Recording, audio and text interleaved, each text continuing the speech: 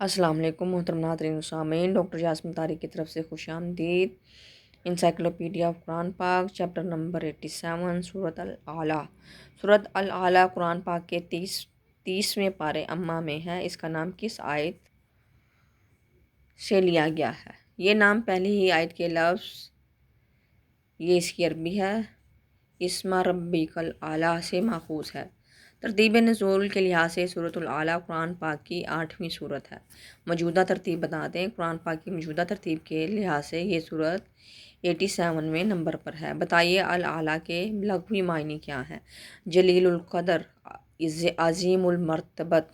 تعداد آیات کے اعتبار سے سورۃ الاعلیٰ قرآن پاک کی 63ویں سورت ہے۔ اس میں کتنی آیات ہیں؟ اس سورت میں کل 19 آیات ہیں اور اس میں کوئی آیت سدہ نہیں ہے۔ سورۃ الاعلیٰ میں رکوعات کی تعداد بتا دیجیے۔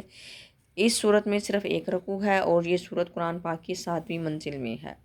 بتائیے سورۃ الاعلیٰ کے علاوہ اور کن سورتوں میں آیات کی تعداد 19 ہے؟ سورۃ الانفطار، سورۃ العلق میں بھی 19 آیات ہیں۔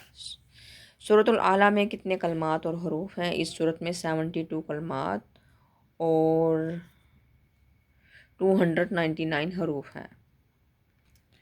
سورۃ الاعلیٰ کی وجہ تسمیہ بتا دیں۔ اعلیٰ کے معنی ہے سب سے اونچا، سب سے برتر۔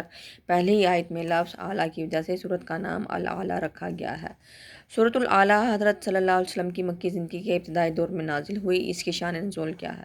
توحید باری تعالیٰ کے دلائل کے ساتھ تخلیق و فنا کے مراحل کے بیان کے علاوہ حضور پاک صلی اللہ علیہ وسلم کو ہدایت اور آپ صلی اللہ علیہ وسلم کی تسلی کے لیے کہ آپ صلی اللہ علیہ وآلہ وسلم کا قرآن کا کوئی حصہ نہ بھولیں گے، یہ صورت نازل ہوئی۔ ویڈیو کو لائک، شیئر اور سبسکرائب کریں۔ اپنی قیمتی رائے سے ضرور آگاہ کیجیے گا۔ اللہ حافظ۔